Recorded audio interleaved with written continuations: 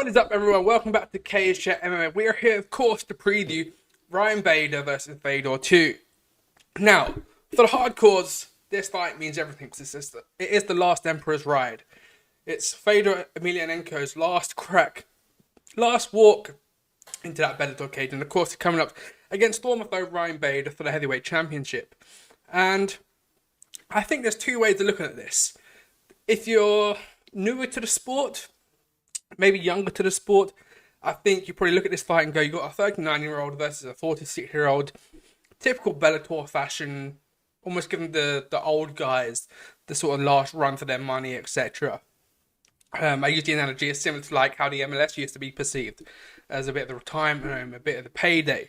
If Steven Gerrard's went there, David Beckham's went there, although David Beckham did go in his prime, or just after his prime, should we say. But he had more left than tank, but Bellator has that perception, or had that perception more recently, of being that sort of retirement home feeling. But I think you can have that sort of viewpoint and be looking at this going, you know, you got Yoel Romero there, Fedor there. It's got that family home nature, whereas the UFC is ruthless. Once you get past the sort of sell by date on your career, so to speak, you're pushed out the door. Now that has its own sort of viewpoints and questions as to whether that is fair, but they are very ruthless, and they're certainly a spinning machine, aren't they? And they continuously keep growing. Whereas Bellator feel like that more family-natured company, where they look after their own, they provide for the younger fighters, they help build them up, and those sort of stable house names, the Gegard Mousasi's, the MVPs, the Ryan Baders of this world. You know, they look after them. Chris Cyborg is a fantastic example of that. They look after their own, and sometimes that can come into its own sort of point of criticism, because sometimes maybe they should let their fighters go, and particularly when you got the likes of AJ McKee coming up, Aaron Pico coming up, you got some of these younger fighters coming through who are going to be the future of Bellator. You know, you look at this fight and go, could someone else have had this spot? But I think you can also look at it from the viewpoint that it's Fedor, it's a legend, it's probably one of, if not the greatest heavyweights to grace the game. And the biggest compliment I can get for Fedor and give to Fedor is that I wish I'd gotten into MMA sooner, because I would like to see his career glittering and on the up, and seeing that prime and seeing him, you know, take on some of the very best in the Pride days. The talk about him trying to get over to UFC and fight Brock Lesnar, more so the UFC trying to bring him over than him getting over to the UFC. There's all that talk back in 2010, 2012, either prior to that. But he's an absolute legend of the sport, and I put him in there with the Anderson Silvas of this world, the John Jones probably of this world, particularly maybe even Conor McGregor, because I got into the sport when Conor McGregor was at the peak at 205. You know, that's why posters behind me on the other side. It was the very first event I watched was 205. So I didn't see the rise of McGregor. I can imagine, especially if you're from Ireland and Dublin in particular, you see the rise of Conor McGregor, and it's probably one of the greatest feelings you can get, seeing one of your own, seeing one of your sports people, one of your heroes, climb that mountaintop. And that's something I would have liked to have seen, you know, more of, because I've come to the sport when it's been at the sort of peak of its growth, and it is, of course, still continuing to grow. But you haven't got the Chuck Liddells. I can't say how I've first-handedly seen Chuck Liddell, you know, rise to the top. I haven't seen Anderson Silva rise to the top. I've seen their downfalls predominantly as a fan, which does leave a bit of taste in your mouth. You've got to, you know, speak to the so-called sort of grandfathers of the sport and listen to their stories of going, you know, I remember the first time I put a Chuck Liddell fight on, or a Tito Ortiz fight on, etc., and listen to it almost second-handedly.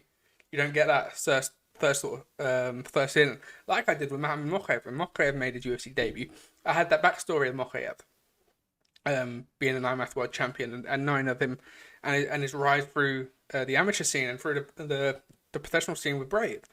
I haven't had that with Fedor, and I wish I had that with Fedor, because, you know, by all accounts, he's one of the absolute pioneers, and he's probably on the Mount Rushmores of most MMA fans who have been around for a long time.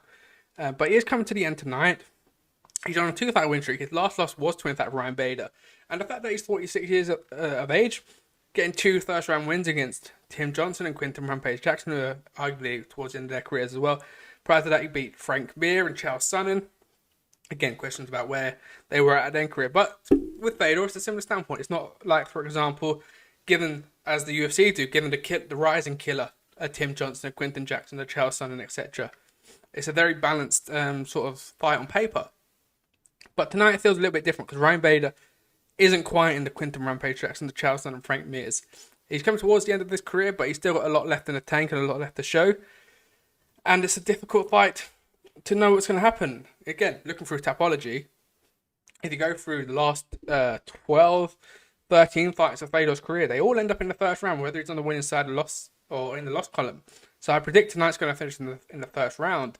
I do think Bader gets it done also. But I wonder if it's one of those sort of nights where everything's pointing towards Fedor. You feel like you had it with Leon Edwards at 278. You feel like you had it with Bisping when he beat Luke Rockhold for the title. Some nights in MMA now, again, it's not scripted, but sometimes it feels like the stars do align and you get this sort of magic moment. And obviously, if Fedor was to win tonight, become the Bellator heavyweight champion, it would be the icing on the cake of a very fantastic career. One of the best careers, in fact. But I do think Ryan Bader might spoil the party. But let's have a quick look at the tail of the tape. 30-7 against 40-6. 6-3 up against 6-0. But Fedor does have the 2-inch reach advantage. And of course, he is 42 years of age. So he's definitely in the, you call it an Indian summer. He's probably in the Indian autumn of his career. And, to top it off with a heavyweight title would be fantastic. But I don't think he gets it done tonight, unfortunately. But again, to be 40-6 at 46 years of age on a 2-fight win streak is nothing short of phenomenal. And, his career will go down as one of the best in the sport. Even having not fought in the UFC, that is irrelevant in my opinion. There's always a conversation, especially with Bellator champions, that, can they do it in the UFC? Can they do it in the Premier League organisation? But I don't think Fedor requires that argument to cement his status. And of course, it shows tonight with the amount of legends that Bellator are bringing to see the last Emperor for the final time. But yes, fantastic fight. Let us know your thoughts in the comments down below. Who's going to win? Are you going with Ryan Bader, or are you going with the last Emperor to get his hand raised? If he wins, does he actually retire, or does he want that defense? It would be interesting to see if he does win, and he'd have one more. But I think he does retire, or continues. I think he does loses, and does ultimately retire tonight. We also got Johnny Eblen versus Anatoly Tokov in the middleweight division, of course, for the title. Johnny Eblen, 12-0, most recently beat Gegard Mousasi. Again, Gegard Mousasi, someone who many have thought were in that UFC caliber of Bellator champions. He maybe not got a fair crack at the whip in the middleweight division. Could he go in there with an Adesanya? Could he go in there with a Whittaker or a Derek Brunson of this nature? Could he challenge that top 5? The AJ McKees of this world got the same sort of questions thrown at them. Patricio Pitbull also. But of course, he did get dethroned by Johnny Eblen. It wasn't the most interesting fight, similar to the Ryan Bader's previous fight. Of course, a lot of Ryan Bader viewers wouldn't be too happy because the unanimous decision with Czech Congo at 280 and Moldaski weren't the most entertaining fights. He has got the ability to make the fight last a distance. But Johnny Eblen against Tokov 31-3, coming off an incredible win streak at the moment of 7 wins in a row. Again, his last one at 282 against Mohamed Abdullah, and it's a good matchup. Again, you look at the resumes of both. It's a fantastic fight.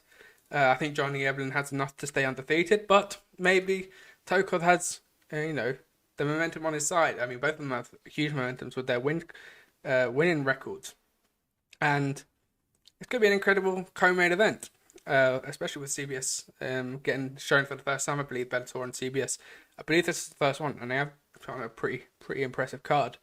But I think Johnny Eblen gets it done, and it'd be interesting to see where Fabian Edwards lands in the mix this year, because obviously he will be close up, keeping a close eye on this, and potentially getting a title shot down the line, and hopefully Leon Edwards will beat Kamaru Usman at UFC 286, and we continue with that fight. We get Fabian Edwards and Leon Edwards both holding titles in their organisations in their weight classes towards the end of this year. But yeah, those are the 2 title fights. Of course, you've got Sabah Hamasi versus Brennan Ward. You've got Ethan Hughes against Yusuf Karakia. Neiman Gracie's fight on this card against Dante Shiro. Henry Corrales is on this card. Max Roshkov just lost. But it's a fantastic card. And, it's a fantastic card to showcase what Bellator have. And obviously with Fedor and Ryan Bader at the top of it, with Fedor bowing out, probably regardless of result. But if he wins and all stars align, do we see him one more time defending that title? Who knows? And potentially setting up a trilogy, because obviously he's got one loss to Bader. If he beats Bader tonight, gets that title, they could build a trilogy. But we'll leave that to find out where we are tomorrow morning. But do make sure to hit that subscribe button. Make sure to comment your predictions down below. Make sure to drop the video a like. And I will see you guys on the next one.